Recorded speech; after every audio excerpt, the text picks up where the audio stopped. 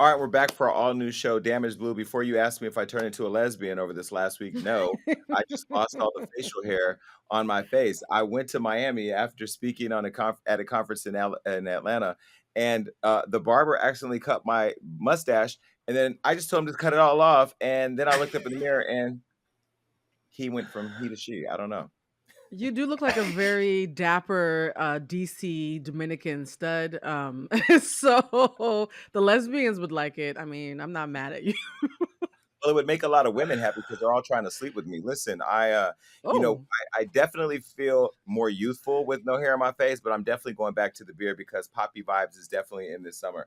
But I wanted to, kind of lighten it up before we get into some interesting things. I recently watched on Instagram this whole thing that went down between a woman named FTN Bay and a rapper named OTF Doodie Low. And it was all around and surrounding allegations that he had molested her son.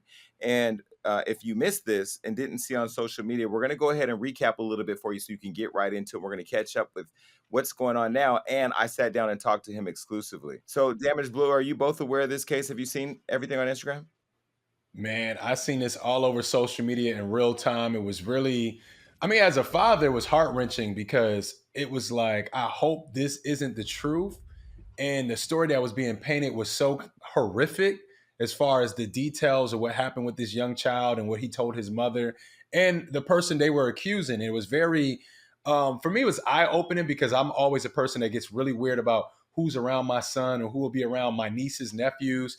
So when I heard this, it automatically triggered me. And I'm not going to lie, I leaned into the story of the young child and the mother right away without even knowing all the details. yeah, I came to this a little bit early. I mean, a little bit late. So I did not hear about the story until she had already started to issue apologies. And so when I saw her on all the blogs apologizing and saying that she had to believe her son and she was doing her due diligence, I immediately started from a place of already being sympathetic towards her because I started with the apology, and then I went back and saw the allegations, and they were really really bad. And I can just imagine how he must feel. So for me, I see how both sides are really really upset, but now it's making me sad that they're going against each other because it might have just been a misunderstanding because of a child who was scared. Yeah, and I approach this from the standpoint of somebody who's been a survivor of being molested twice, and I've wrote about this in my book. God must have forgotten about me. And the thing that really uh, made this really complicated is because, as you know, I'm anti-cancel culture. I'm pro accountability culture. I'm also anti-child molest because I'm a person who's been a victim, and I support those of us who have survived those experiences. But also, at the same time, we know that we live in a world where allegations are made every day about people that are not true. And has being somebody that's seen that happen to himself, I leaned in on really trying to follow the facts because when we first saw it come across, I said, make sure we post this to bring awareness to what was happening. And then this onslaught of posts from this woman continued to get posted on social media. And then he finally responded. And then it came out that he allegedly hadn't done it. And then there's been more since then, which we'll get into. But what I want to do is I want to show you a picture from the day that he came to the Hollywood Unlocked studios. And I took this photo right after the interview. Take a look. Now, I got a lot of flack for posting that. A lot of people were saying, "Jason, this is one you should have sat out. This is an interview that you shouldn't have did." And I want to be able to speak directly to those people that are watching. I'm somebody whose voice was shut down by his mother when he was molested. Somebody did not listen to me, and I fought hard for people to finally believe me. And even in believing me, there was no accountability to the person who took advantage of me or to the people that took advantage of me. And so I feel that on one hand, it was my responsibility to share the information with the community and then allow a conversation to start. But then as we started seeing this unfold, it was really interesting that it looked like the mother, FTN Bay, was backtracking from the story. So let me break down for the viewers watching at home so you know exactly what happened. So on October 27th, FTN Bay took to her Instagram to share a post that Doodie sexually abused her son. Now, this is a rapper who's a part of Lil Durk's camp. That's what the OTF is, just in case you understand, out of Chicago. Well, in her caption, which has since been deleted, she explains that the alleged assault happened back in August when Doodie Low was at her home with her son, her roommate, and while she was at her show. Now, she wrote, quote, on August 6th, I had a show in Orlando, and Doodie Low was at my house along with my roommate and my son and his 3-year-old cousin. Once I left, this sick man welted three screws that he found in my toolbox and shoved them up my son's anus. Now, this Mm. is, I mean, a really specific detail that just went on fire on social media. You got damage. Did you see that? Yeah, I like I said, I seen this all in real time, and I'm not going to lie, I leaned into the story of the young boy and the mother because we've seen this before. I've seen this unfortunately in my own personal life before of people coming around young children and doing things that are inappropriate. And honestly, it's so specific.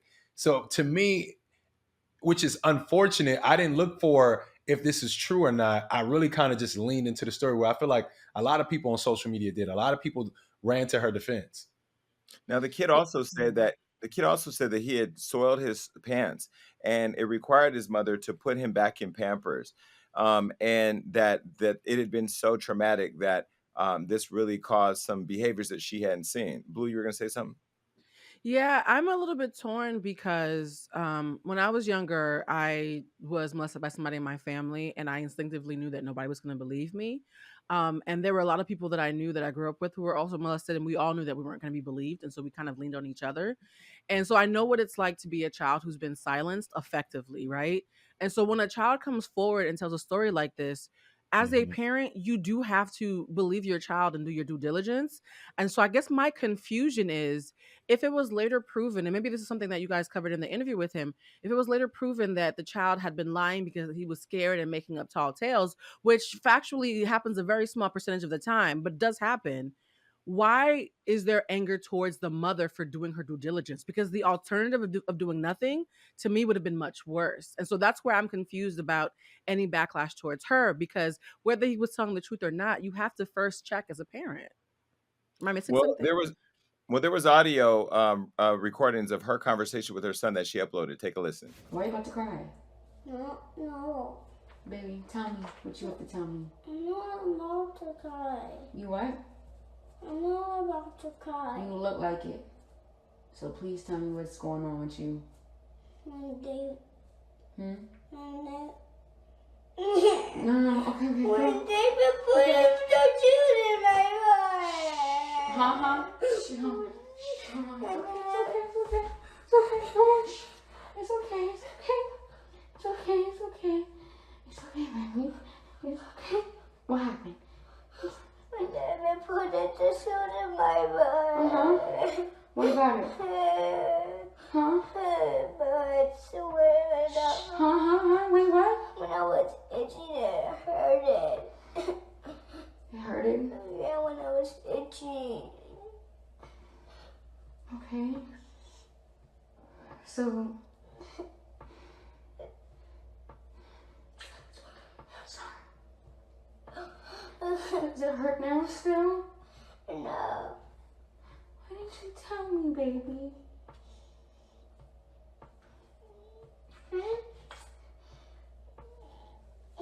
Hmm? Because when I was little, he didn't do that to me. But when I got bigger, he did it. When he was coming over at the house. I know he did it one time though, right?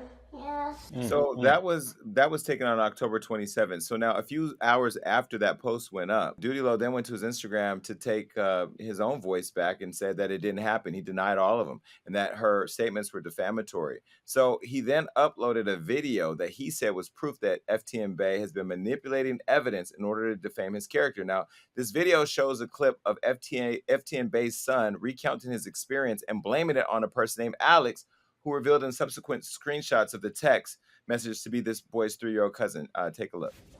We can't lie on Alex, okay? Because if she didn't do it, we can't say that she did it. Because that's really, really bad. And you can't blame somebody for something like that, okay? You can't, okay? So I want you to tell me what's happened. Start from where you were. What happened? Please tell me what happened. So what I heard is when I sat down. No. You said David did it. You said David did it in my room. So now this is what just continued to fuel speculation. So now, according to Doodie Low, the video that he posted on Instagram is allegedly the first of these videos that he has that he feels proves his innocence. Now, both of them have gone through getting lie detector tests, and both have denied claims of coaching the kid. Well, after he posted that clip, FTN Bay went and uploaded a second clip of the second child, the cousin, who's claiming that he actually did it. Take a listen.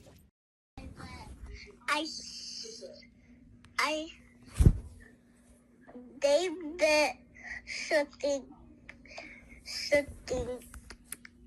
What did Something. What did he do? He.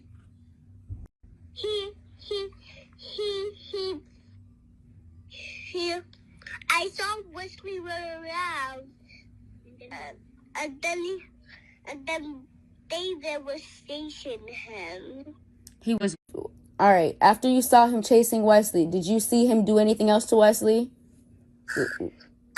He made him cry. So, you know, she went on live saying that she did not coach her son. You guys can pay attention to these details. I'm going to show you this. Take a look. Video. And now as far as like, so basically I'm saying I was never coaching him. It was hard for him to talk. You have to understand that he's 5 and he was molested by his mom's boyfriend, who was a man. And my son is a boy.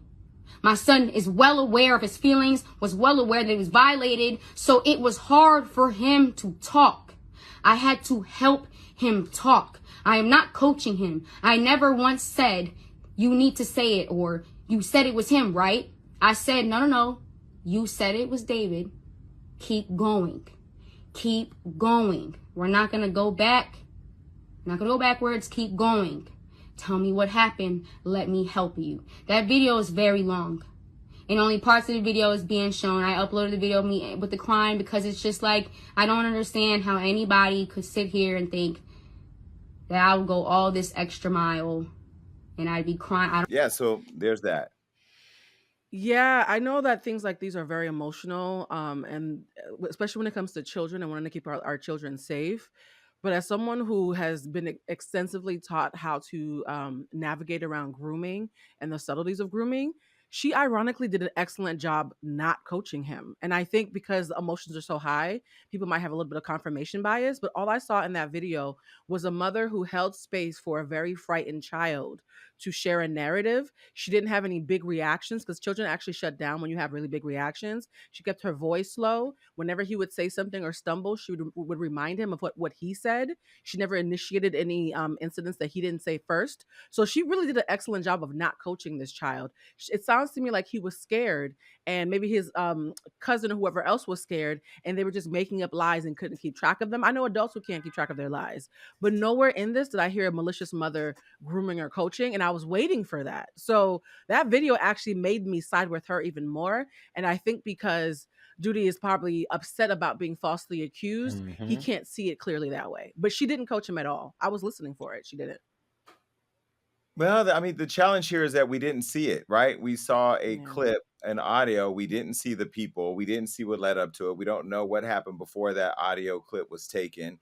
And a lot of chain of events have happened afterwards that makes this even more complicated. I think when you say that a man put screws up a small kid's anus, there will be some type of scarring or some type of damage done that can be found. We have a copy of the public records request, and we went through it, and I shared it with both of you. And in there, she's the assistant state attorney, Lauren Kovitz, says on December 15, 2021, that she's declining the case because there's a reasonable likelihood of conviction. And she goes into outlining why they couldn't find the evidence.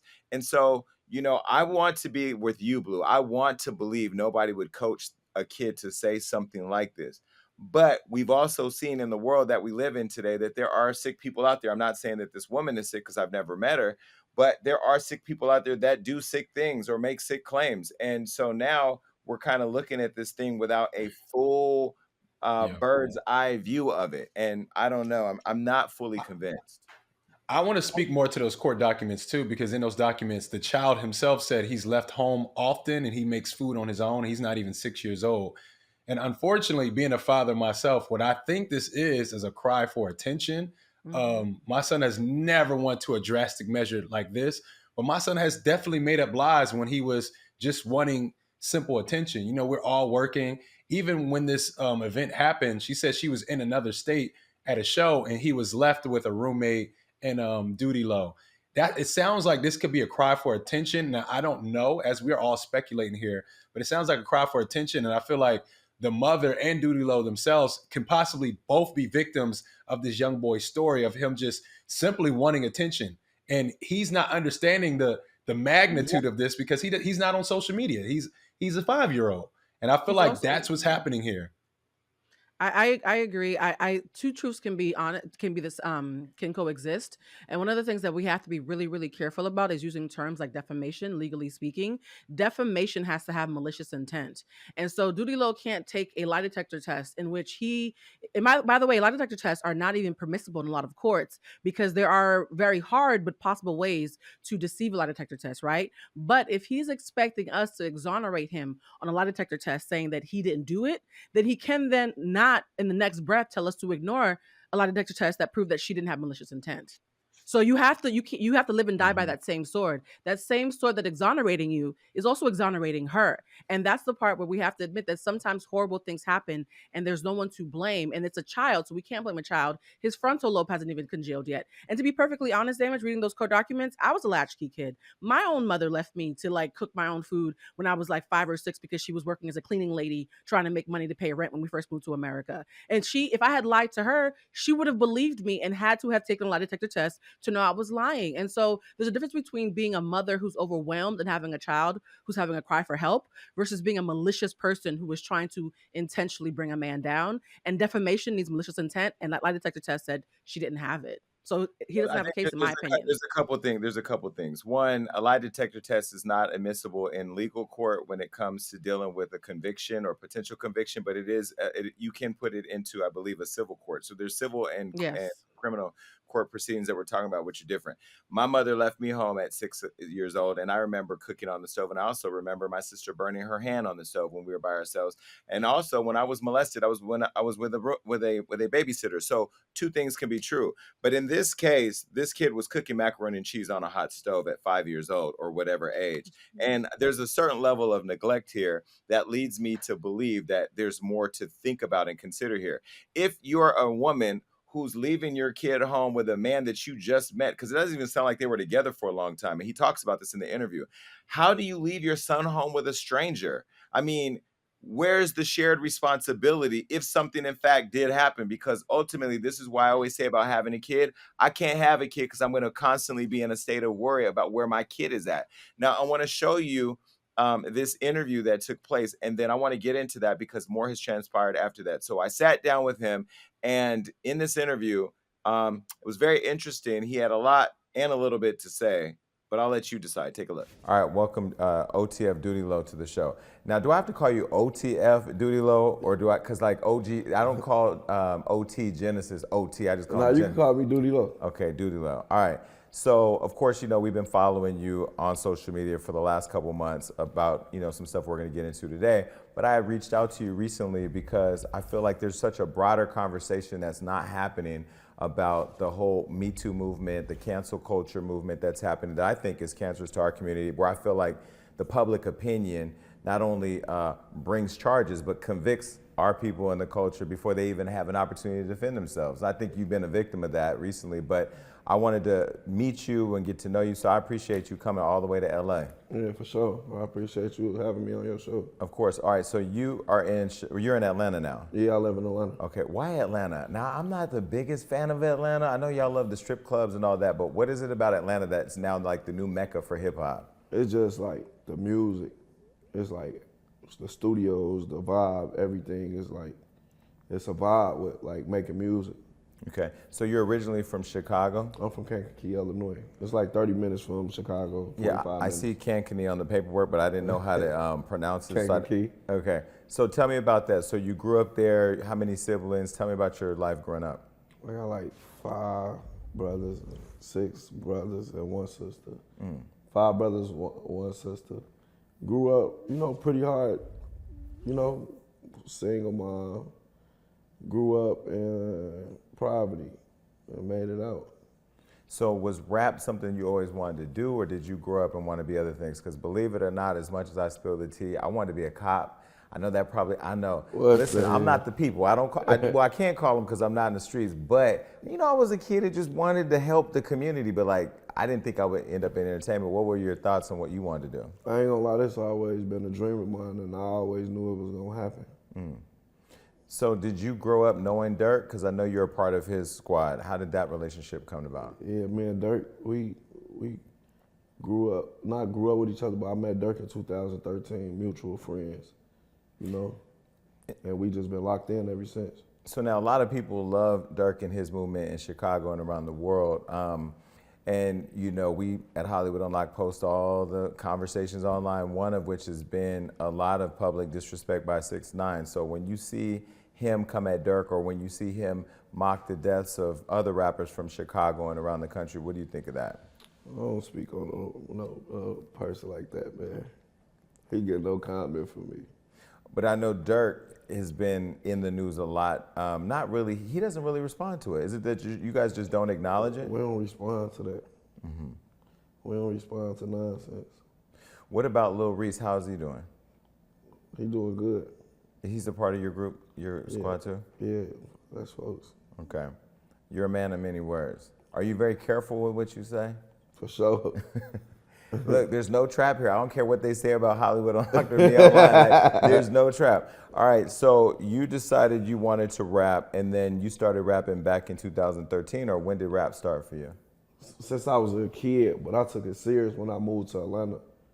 All right, you know, forget the streets and let me go do this. And like, it was like I was chilling. Vaughn called me, rest in peace, my boy. We did a song called Me and Doodie Low. And then ever since then, I took it serious. It's like, it's been going great for me. See, I'm from a generation where, like, you know, I grew up with Tupac and Biggie. That's my era of hip hop. So, like, the new stuff, I really don't know a lot of people. King Von I actually came to know right before his passing, and to see it all play out. What impact did that have on your group, you and Chicago in general? That was like you see how you said you grew up on Tupac and Biggie. I feel like Von was like a Tupac of our era. Like, when he died, it had a big impact on me. Like, I was lost, you know? Like, he a real, I ain't never met nobody like him. So for many people that look at hip hop, music, acting, you know, the creative arts, or just the industry as a way of getting out the hood, why does it seem like so many rappers of this generation still find themselves like in the midst of that kind of violence? Is it just still real? They're still out there. They're still connected to the streets. The streets real. The streets real. So it's all about who you put yourself around. At the same time, like, you can't be in the streets and be trying to up your career in music. Like, it ain't no 1 foot in, 1 foot out. You know. So you gotta pick, like, you gotta pick wisely, or you can be here and gone the next day, you know? So when you say pick wisely of who's around you, that includes your girlfriends, and you haven't been the best at making that decision, clearly, because that's part of why we're here. How do you determine when you have the right or wrong people around you, whether it's the homies, whether it's a girlfriend or just family, anybody? You will know. You sometimes you won't know because people put on so much, like, fake, everything like fake. It's like fake love, you know. So, but I got a gut instinct of certain things. So when I start following my gut, I go off my gut instinct. So, like, say if I lose some money or I ain't got what I had, or you ain't gonna see the same people around that was when you was up, when you down. And it's just like that, you will know. So recently at Hollywood Unlocked, of course, you've been a headline, and you know, I really don't want to mention the young woman's name because I feel like at this point she's done enough to get clout on Instagram. Sure. But you know, me being really big on having conversations about how we don't cancel people or try to publicly crucify people before we've had a chance to both hear them speak and like let the facts play out in court or something. I just was really intrigued to talk to you because I feel like with you, there was such this rush to judgment online before you even spoke. Yeah, for sure. So I wanted to talk about this. So So this woman, how did you all meet, and how did this relationship form to the extent that we got here? I met her on Instagram like in 2021 May. I was in Miami, and we linked up. I was in LA actually. I flew out there, go kick her with her. She was cool, you know, at first, cool, and went from there. So, how long were you guys together? We weren't typically together, like, you know what I'm saying? It was just like, you know, she was one of No, my, I don't know. That's what I'm asking. she was like somebody I want to say my girlfriend. Like, she was somebody I was dealing with. Okay, so she was somebody you were dealing with, but the way she made it seem online is you all had this extensive relationship, that you all had been together. I mean, literally, this came out of nowhere, and the way that she talked about it is if, like, you were her kid's stepdad or something. She made up a lot of stuff. You know, people believe a lot of stuff in their head. So you guys were together, and then she ended up, okay, what I'm trying to get at is the relationship, right? Like, what was the nature of it? Was she just a side chick, a jump off? Was she somebody you were involved with? Like, she was just somebody jump. You could say jump offs, cause I can't say side chick because I ain't had no girlfriend. I don't got no girlfriend. Right. It was somebody I was messing with. She was cool. Got it. And then so you guys get together, and then out of the blue, again, we don't even know that backstory. Out of the blue, she makes these allegations online that go extremely viral. Mm-hmm. So this is what she said on Instagram. I had a show in Orlando, and at OTF Doodie Low was at my house along with my roommate and my son and his 3-year-old cousin. Once I left, this sick man welted 3 screws that he found in my toolbox and shoved them up my son's anus. That, I think, was the craziest post I had seen anybody post on social media. And as somebody who's been molested, of course, we saw it and reacted to it by sharing it because she had made such an outrageous claim, as did a lot of other people. Mm-hmm. We've seen it unfold since then, but I want to ask you, when you saw that, where were you and what was your reaction to it? Sicko, pathological, psycho. I would thought that people would have common sense. 3 screws welded, and this man is not in jail. He's not charged or nothing. You get what I'm saying? So it just showed me how the internet run the world now. Like, anything they put on the internet, they run with it. Anything, like, I've never been charged, or there never was no case on me or nothing like that.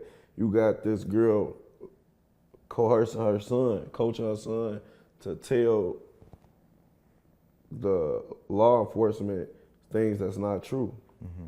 Where were you when you saw the post? Actually, she called me. I knew about this before she posted it. Oh, she told you she was going to post it? No, she called me like, you touched, what are you talking about? She, you know what you did? Attorney, you feel me? I ain't got time to deal with that. What was the status of your relationship before she called you? We weren't talking. So it was... I was on tour. Back outside tour. I was on tour with Dirk, baby, you know? So the reason why I ask you is because sometimes, like, when people are in relationships and, like, either the relationship don't work out, you get with another girl, your career's taking off so you're too busy, and because they can't have you, they try to control you through the kids or through rumors or through lies. Was that the situation? Like, was she trying to be with you? What was it that was driving it? I think she seen me going up. Mm-hmm. That's my opinion. I think that's the truth, I think, in my heart. Like, she seen me going up. I'm on tour. I'm going up, and right in front of her face, like, and we not talking. So I feel like that's a part of her plan. Like, she did it to other rappers, which I don't want to say their names, but she have a history of doing this thing. So of this kind of situation? Not as extreme. Not as extreme, but if you go look back and see what she done did to certain individuals, you'll be like, okay, there's a pattern. Mm-hmm. She just went too far with this. No, she is beyond far. Okay, so in there, she did these posts, and you didn't really respond right away. When you saw it, did you dismiss it and say, this is so crazy, I'm not even gonna waste my time? Or did you feel like, let me watch this play out and then go from there? You want to know the truth? When I synced it, I'm like, she's sick.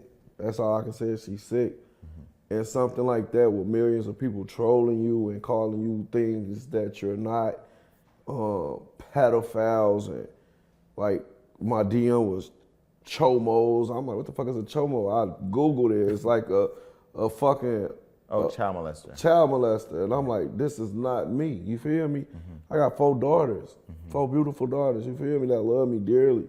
They seeing this on TikTok, and you know what I'm saying? They getting in fights at school because of these things. So it was like, it mentally messed me up, but I instantly shook it off and got back in the studio and got back to work. You shook it off because you had to get back to work, or you shook it off because you thought I shook it off because I know the truth. So in this, so she posted that, and then she went on to post this. While I'm patiently waiting for the police to complete their investigation, I needed to speak up and expose this sick man to warn other females with kids and maybe other girls who dealt with him and they should talk to their kids. I kind of took that at the time as the world that she was trying to inform people, but now looking at it after it's all come out, that she was really gaslighting women and gaslighting people online to just further attack you with her claims, right? I feel like she was trying to recruit people. Oh yeah, come say it. You know, think of how she said it. Yeah. He had to do this before, and come on, like, that's weird. Like, you trying to recruit people to, like, on some weird stuff to back your lies up. Like, you wanna recruit people, like the Me Too movement type stuff. Like, it was weird to me. So I just got back to my music, bro, and it put a spark in me to go even harder. What were people's response to you online? Did it get worse as she kept posting and kept agitating people? Yeah, it got worse. It got worse. I got off Instagram for a minute and stayed in the studio. So you did finally respond. You said, "This shit is beyond me. Just to start, people can't make certain accusations without evidence." And then your lawyer said, "That's called defamation. A lot of people know what it is. Once you publish it, it's out there, the universe, and the damage has been done." So now it's come out that she's saying that it didn't happen. And it literally flipped social media upside down, because it showed a couple things. One, anything said on the internet these days is perceived to be true without evidence. Exactly. And 2, that this woman could indict her kid into a situation to try to control a man, even to the extent she says that somebody shoved something up his anus, which I thought was the most craziest thing. That's sick. So when you saw her walk it back and say that it didn't happen, what was your reaction to that? She know the truth. She don't want to get sued. But beyond a lawsuit, I mean, I guess maybe because I've been molested, or I've had, my own mother. In my book, I talk about how she didn't even believe me, right? And it really happened to me. In this case, it didn't happen to him, but she actually tried to get him to believe it, because I think I read that they had asked the kid if anybody had told him to say it, and he said, only my mom. Exactly. I've been saying that from the beginning. So now, do you feel vindicated? Do you feel like, how do you feel now that she said that it didn't happen? It don't make me feel no type of way, because I know it didn't happen. So it's just like, I just want the public opinion, court, internet to know that this shit didn't happen. So now that it's come out that she didn't tell the truth, or that it didn't happen, are people online like, is their point of view changing? Yeah, it's a lot of apologies, and it's a lot of people apologized and said they were sorry, and you know what I'm saying? But it's like the damage is done, but as far as, like, I'm just getting back to my music, getting back to drop my tape, my deluxe, Big Doodie Low. So, and that album, the Big Doodie Low Deluxe, comes out February 11th. Yes. So what was Dirk's response to everything that was happening? Did you all have a private conversation since you're a part of his group? Stay off the, he said, just stop looking at the comments. Stay off the internet, bro. It's going to blow. Wow. My team, like, we so tight. It's like OTF is a family, you know what I'm saying? So we a real family. We know each other. Like our kids is we. You know what I'm saying? So you think that somebody like as him has a child molester around, like you really played not with only my name, you played with our brand name. And I don't think that's cool. Like I don't get it. I don't understand it. I don't get it. So I think you publicly standing up for yourself is also standing for a lot of other men who are wrongfully accused. I mean, when we talked on the phone, when the news broke that she wasn't telling the truth and it was all a lie, and you said, I don't want to do it online, I want to come in person and talk about it. You flew here to do that. Are you doing this for other men who I think are going through the same experience? Yeah, because I feel like it's a lot of men that probably don't have lawyers, or probably it's a lot of DMs that I got that's the technology back then, like 86, 91, they still in there for something that they didn't do. And I think this should stop. And so now you're filing a lawsuit against her. I read that you're asking for $5 million. I'm asking for $15 million. $15 million. Yep. So where's she gonna get that from? It did sound like in the court papers she didn't even have a babysitter because her kid was left by themselves. No, she had a babysitter, her roommate. No, but I mean, there was something in the court documents that the kid had been home cooking macaroni and cheese by himself at 6. Probably left from there while she was dancing. So $15 million. If you don't get the money, will you feel like it was worth it?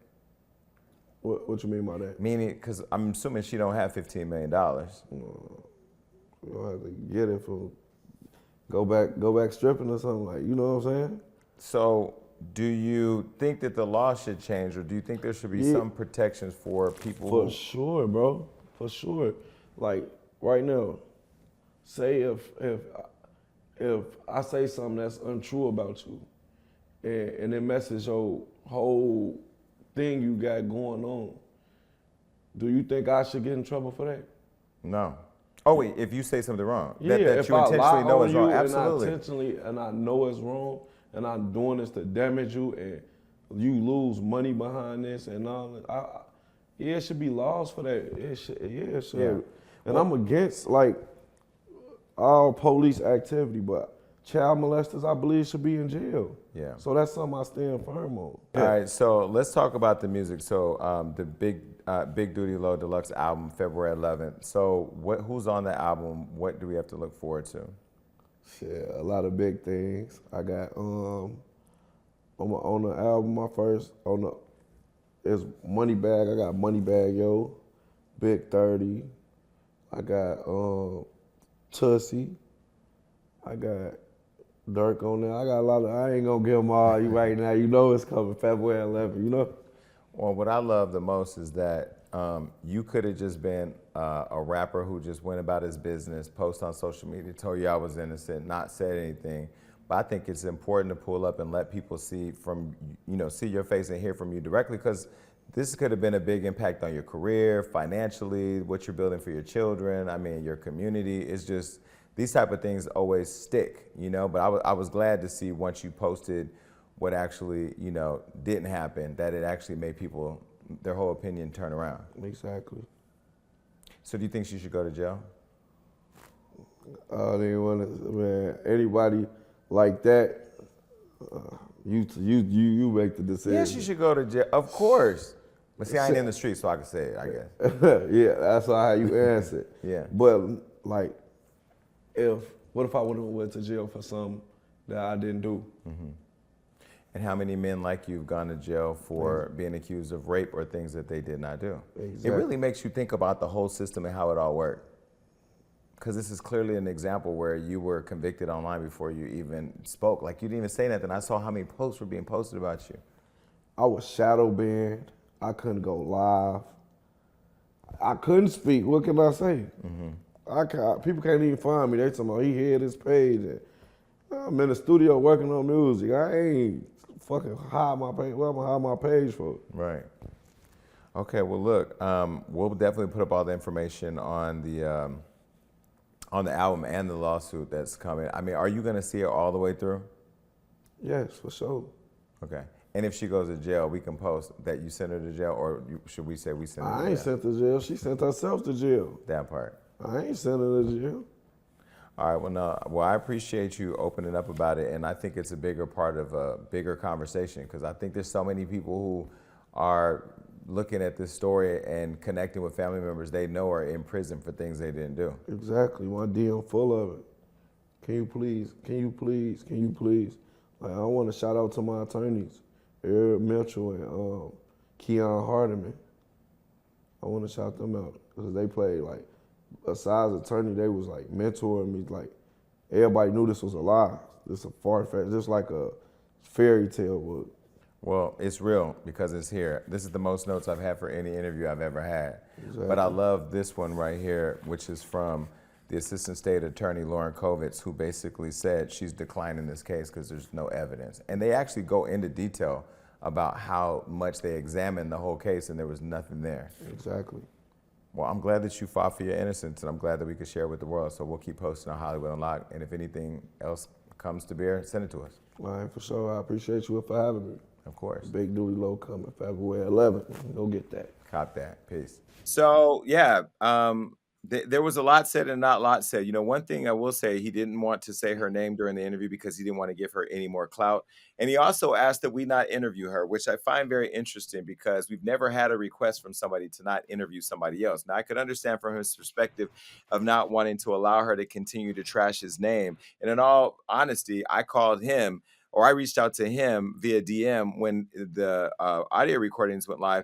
And then he actually reached out and got on a flight that next day and came here to LA to sit in person because he said to me, he felt it was important of an issue enough for him to be in person for people to be able to see him. But then when he got here, I don't really feel like he talked a lot.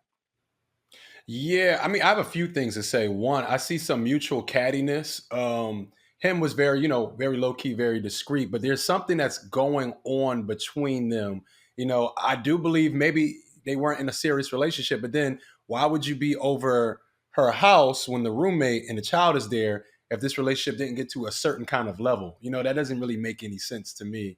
But at the end of the day, man, I feel like whatever turmoil they went through in there, whether it was arguing, whatever, children pick up on that. Like me and my son's mom, back when we used to have our disagreements, our son would pick up on that. That's why you shouldn't argue around children. And that could lead to why the young boy who's clearly craving and crying for attention thought maybe I can use his name and maybe mommy will believe me more if I use this name because I've watched mommy argue with him before. So we got to be very careful, all of us out here that have children, nieces, nephews, little cousins. Watch how you argue around kids because it does shape and it does, kind of mold them to do certain things.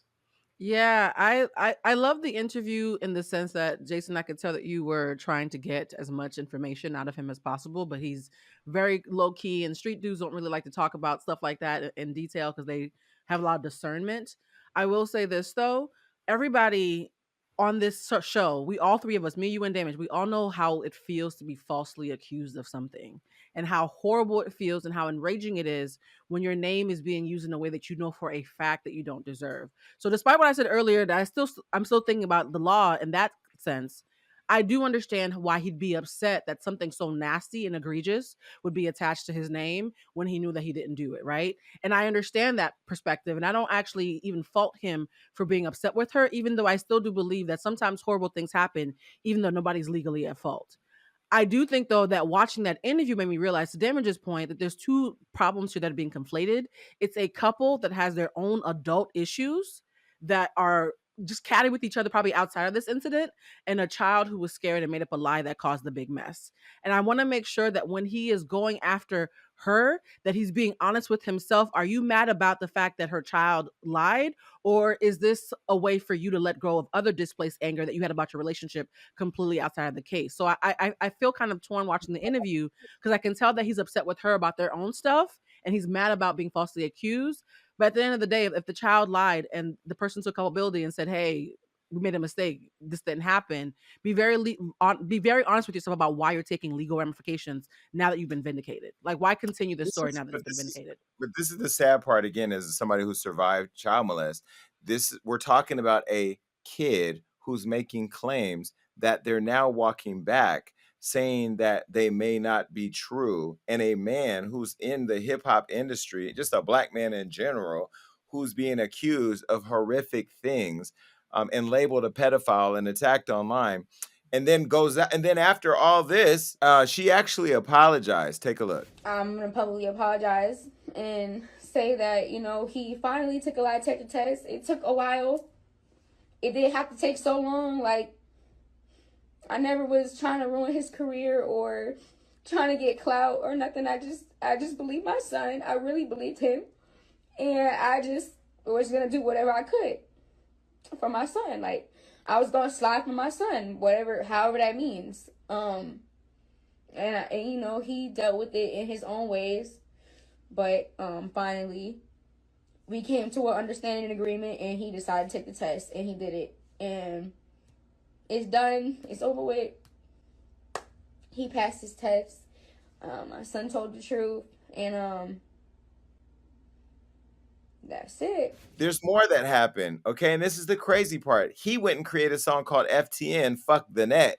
So he did this song where he went after social media and the internet, and it was his way of creatively addressing the issue, which I kind of respect that he pulled up, and I also kind of respect, to clarify that, and I also respect the fact that he put out a song talking about it, which he's now benefiting from. And then she went on after we did this interview, and she came forward saying that she was forced to give the apology after Doodie took the lie detector test. She said that she is asking for this investigation to continue even after they have said that there's no evidence. Now, here's what she said after we did this interview, but before the interview aired. Take a look. And take the test way earlier. But whatever, you know what I'm saying? So he takes the test, and supposedly he passes the test.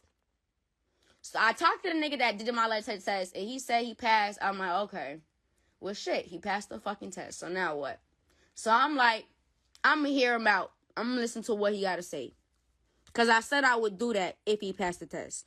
So, all right, you wanted to pass the test. All right, let me hear it.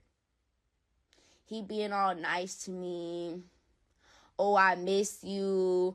Like, oh, this is so crazy. And there was times I really just wanted to talk to you about this. And just being nice. Oh, wipe your tears away. Don't cry. It's not your fault. I know your heart. I know you ain't do this because of that. I know you just did this because that's what Wes said. I don't know why they lied on me. But, oh, wipe your tears. I'm going to help you get through this. I got you. I'm going to make sure that nobody bash you. You know what I'm saying? I just want you to issue me an apology. I don't even want to put the lie detector results on the internet. And I was like, why? He's like, oh, I just don't want them to make they're gonna make another narrative. You know, they're gonna put it all in the shade room. I don't want it to go in the shade room. And I was like, listen, even if I go issue apology, it's gonna go in the shade room. He's like, oh, but it's just this gonna be different. Like, I just want apologies, fuck my life up, blah, blah, whatever. I listened to this man all day. I listened to this man for like 4-5 hours. I listened to the man for 4 or 5 hours. And I told my son when I first got a call, I said, Wesley, David passed his lie detector test. Wesley started crying, ran in the crib. I stayed in the car, I talked to David for like 4 or 5 hours. I'm just listening to everything he got to say. I'm still telling bro, I don't know about the kids saying this, why they saying that, why you did this. I'm trying to figure out why he moved the way he's moved, why you dissing me. Nigga talking about he ain't diss me. He talking about that wasn't a diss song for you. My nigga, you named that shit FTN. Like, what is you talking about? Now you want to be in my face, you know, all sweet, like, no, that wasn't the case, blah, blah, whatever. So I say, listen, I'm going to have to talk to my son. I'll let you know how I feel. I was trying to call my attorney or trying to figure out what I want to do, but he was just like, oh, if you don't issue the apology, then I'm going to just have to do what I got to do, and I'm going to have to just keep dragging this, and I don't want to have to keep dragging you through this, and I don't want to have to keep doing this. I just want to go about my business. I want us to move forward. I miss you, like all type of shit. So I'm like, all right, bro, I'm going to go talk to my son. So I get upstairs, I talk to my son, bro, and it took my son like an hour and a half, an hour and a half or 2 hours to even say a word. Like, he just wasn't even talking. I'm asking him, bro, did David do this to you? Yes or no? Tell me the truth. Tell me the truth. Tell me the truth. I'm just come on, talk to me. Tell me the truth. He's just looking at me with tears in his eyes. What's that mean, Wesley? Talk to me. I don't understand that. Talk to me. You know what I'm saying? And I didn't want to have David on the phone. But David was like, oh, I want to hear what he got to say. Because if not, I'm going to still think you got something to do with it. You know? And I don't have nothing to do with it. It's coming from my son. So I'm like, all right, I don't give a fuck. Like, you can hear him talk to you. Like, he ain't going to talk to him. But I'm going to put the phone down. You can hear him. So I put the phone down and I'm talking to my son. He don't see his face or nothing. I see his face. I'm talking to him. He just looking at me. I'm like, Westy, bro, what's the truth? Cause he passed the test. You know, if you're confused at how he passed the test, you could be confused. I'm confused. But I just need to know the truth. Just sitting there looking at me, standing looking at me, standing looking at me, standing looking at me. No one trying to say nothing. None trying to say shit. Not trying to say shit. Crying, tearing up, not doing nothing. And then finally he's like, after goddamn an hour and a half, 2 hours, he's like, I made it up. He said, I made it up.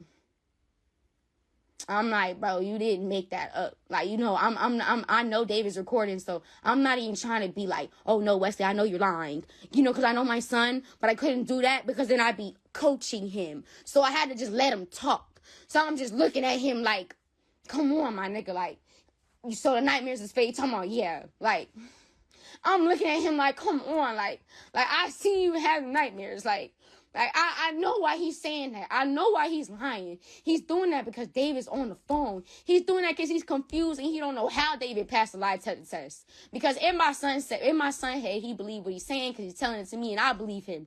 And I believe everything that he's gone through, and I believe all his trauma that he's been through. And I also believe baby Alex, who says she's seen David chasing my fucking son upstairs in my house naked. There's no reason why a 3-year-old who don't live in the same house as me tell me that she's seen David chasing my son naked upstairs. Ain't no way. Ain't no way. And then she say she seen him do something to him to make him cry. Ain't no way. And then when I asked her and I say, well, what did he do? She say, I closed my eyes. I said, why? She said, because I was scared. That's coming from a 3-year-old. But they don't even live in my house. I don't talk to her about none of this shit. So you mean to tell me that the 3-year-old and my son, they just both lying? All the kids lying on you. All the kids lying on you. For what?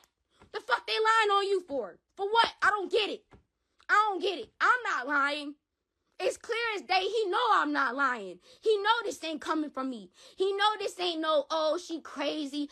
I ain't want her. He know that's not true. That fuck nigga, he know that's not true.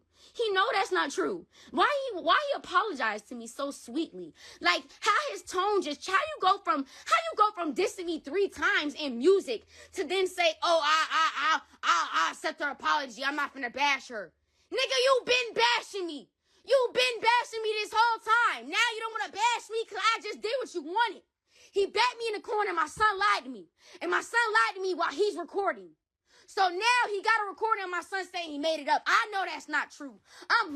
It's the no tears for me. And maybe there was an inner cry there, but I feel like, unfortunately, this kid and these kids are now in the middle of 2 grown-ass adults who have a relationship problem. What I'm going to rest on is the document that I have from the law. And it says that they did a forensics review of the kid and that they found nothing there and that there's no evidence to press any law, any charges against him. And the thing that was coming over me as I was watching this is I felt like she was fighting hard for us to believe her so she can beat him in a court of public opinion. Because if I had a kid who was molested and I felt like the laws were not taking it serious, I'd be online burning them down every day.